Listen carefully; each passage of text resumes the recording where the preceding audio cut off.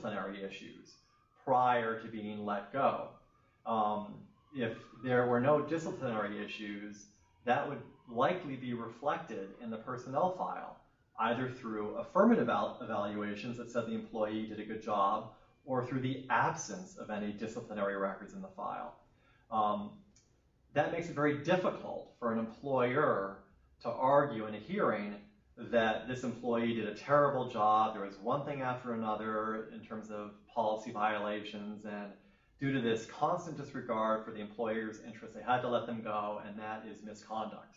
Well, again, if you have the personnel file right there in your hands where none of that is borne out, chances are the hearing officer is going to be less likely to believe an employer when they assert that this has been a problem employee with problems in his or her performance. So that's one thing I would do right away in getting ready for an unemployment compensation appeal hearing.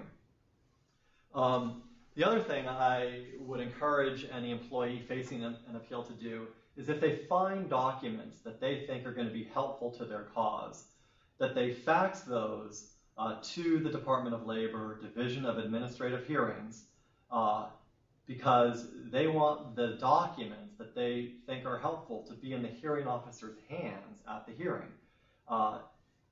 These documents just don't magically appear in the hearing officer's file. You need to get them there. So you can either mail them if you have enough time, or you can fax them. And if you're not sure how to do this, you can contact the Division of Administrative Hearings and ask them what address you send them to or how you might fax them. If your hearing is imminent, like that day or the next day, they'll accept a fax of any exhibits you want to introduce. The other thing you need to think about when you're getting ready for an appeal is who your witness is going to be. Most often, the appeal usually has a couple of witnesses. The employee who's been denied benefits will obviously testify. The employer representative, typically a manager, a human resources person, will also testify. But if there's a disputed issue of fact, let's say, for example, the employer takes the position that you voluntarily resigned and that you left the floor of your warehouse in a tirade of obscenities and said, "I quit." If you actually have 3 or 4 fellow workers who remember the events quite differently, and if they are willing to testify on your behalf, you ought to consider inviting them to come to your hearing, and that means they're in the same room with you, and they can answer questions from the hearing officer, or you can pose questions to them to try to convince the hearing officer that it didn't happen the way that the employer says it did. Obviously, for a fellow coworker, they may feel like they're in a difficult position. They don't, for their own job preservation, want to testify adverse to their own employer. Obviously, if they're a current employee, this puts them in an awkward spot. So the other step you could consider taking is to serve them with a subpoena to compel their attendance at the hearing.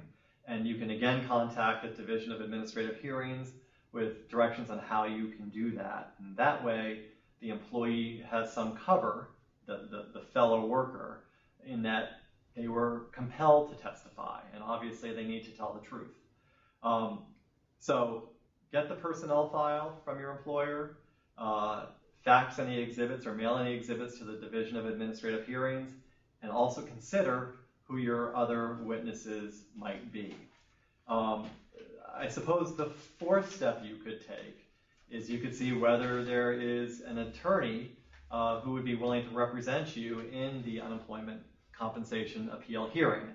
And one way to do that is to contact the Volunteer Lawyers Project.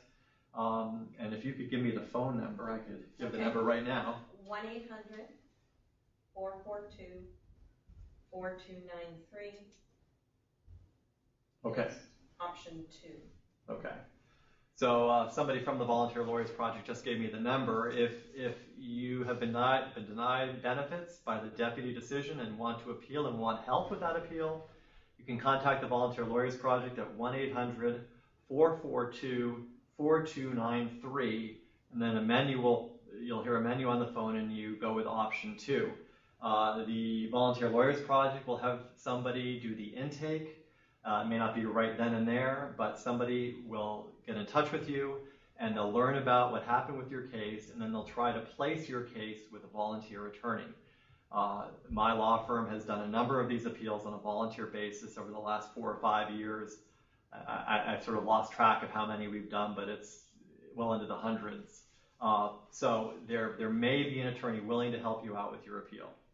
Now I want to talk a bit about the issues that typically come up in these hearings. One is misconduct.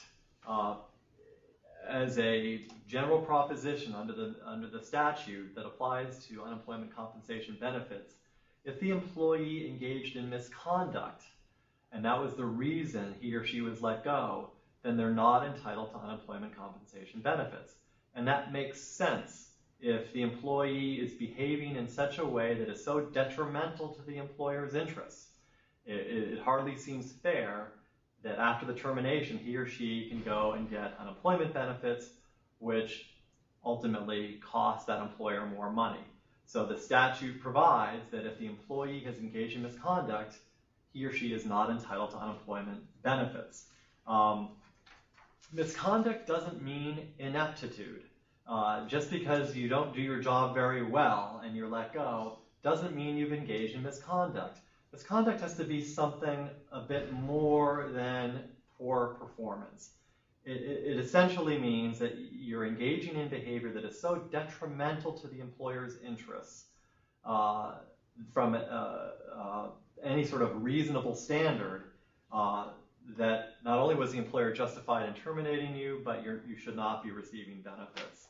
I thought I might just run through a few examples of some cases that we've handled, which might shed some light on what misconduct means under the statute, because these are really fact-specific inquiries. The hearing officer is going to have to make a judgment call, but there are some general guidelines that would provide a framework for most decisions that come out of the Division of Administrative Hearings. For example, in one case, the employee was told that he couldn't use his cell phone while on the job. They had an anti-cell phone policy. And he was coming to the end of a week-long orientation session at a call center in Maine. And towards the end of that orientation session, his phone started ringing. So what the employee did immediately, according to the facts as determined by the hearing officer, is he got the phone out and he silenced it. He didn't answer the phone. He didn't pause to see who it was. He just immediately silenced the phone. And we all know we've been in that situation before, whether it's at the workplace or at a concert or movie theater. Your phone goes off, you forgot to silence it, and you immediately turn it off. So that's what he did. Later that day, the employee was told, along with a group of other employees, that overtime was going to be calculated in a certain way, and it involved a mathematical formula. So what the employee did during a break was get out his cell phone, go to the calculator function on the cell phone, and do some calculations to try to figure out how that might affect his pay. Clearly, the cell phone policy said you can't be using or looking at your cell phone while on the job. He was terminated by the employer shortly after the second incident, and initially was denied unemployment compensation benefits on the theory that he had engaged in misconduct. He had violated the employer's policy. Here, the hearing officer concluded a couple of things, or focused on a couple of things. The employee had not been provided a copy of the policy prior to his termination. He had not been issued any written warnings prior to his termination, and at the hearing had not introduced evidence of what the policy actually said, i.e. the employer didn't provide a copy of the policy to the hearing officer. The employee certainly admitted that he had done these things in front of the hearing officer, but the officer concluded that this was not misconduct. This did not rise to the level of conduct that was so detrimental to the employer's interest that it could be deemed misconduct. So what I take away from this case and others that I've handled is if it is one violation of a policy, or maybe even two, without a pattern and without it being something really severe, and for lack of a better word, bad, the hearing officers are likely to find that although the employee was terminated for cause, that did not constitute misconduct, and therefore the employee would be entitled to benefits. Another case, I can read my own writing here. This case involved an employee, again, denied benefits due to a finding by the deputy of misconduct. The employee appealed, and the issue was, did his threats when he was venting about a new overtime policy, were his threats about bringing in an assault rifle into the workplace to deal with his supervisors, did that rise to the level of misconduct under the statute, which would disqualify him from receiving benefits? I think a lot of us would quickly agree that yes, that does. The employer had a zero tolerance for obviously violence in the workplace, had a zero tolerance policy for threats or intimidating behavior. This particular episode occurred shortly after a tragedy somewhere else in the country involving a shooting in the workplace. And so not only was the employer deemed to have been justified in terminating this employee, but the real issue was misconduct, and the hearing officer found that that single episode rose to the level of misconduct, and therefore the employee did not get benefits. I'll give just one more example, and then we'll move on to another issue. This involved a case I handled where the individual was a delivery driver, and again, there was no evidence that he was intentionally violating the employer's policies. It turned out, just wasn't particularly good at his job. The employer liked him. He liked the employer. It wasn't like he intended to go out there and violate a policy. But what happened when he was driving his delivery routes 2 times was he failed to latch the back door of the delivery truck.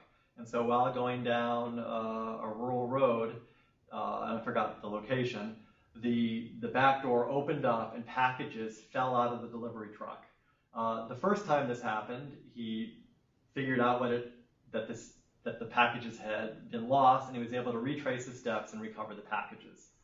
The second time it happened, the packages weren't recovered because he didn't figure it out for a while, and then for whatever reason didn't find the packages where he thought they might have been. In addition, there was a later episode where he filled a diesel fueled vehicle with gasoline. Again, not trying to make a mistake, but obviously making one. And then the fourth episode was he was looking at his cell phone, not to check the weather or surf the net, but he was trying to look at the next destination for his delivery or to get information about the next delivery. But the employer had a clear policy that there was no texting while driving and no looking at handheld devices while driving. So this series of unfortunate events for this individual who liked his job, they liked him, it led not only to his termination, which didn't come as much of a surprise to my client, but also a finding of misconduct. There, it was a series of events that the hearing officer viewed as being so detrimental to the employer's interests. So, again, misconduct doesn't mean that you didn't do your job well. It has to be more.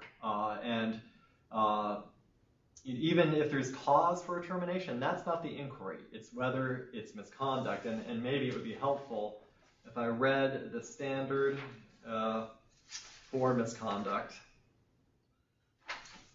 And how are we doing for time? It's 3:30. Okay, and are we supposed to go for?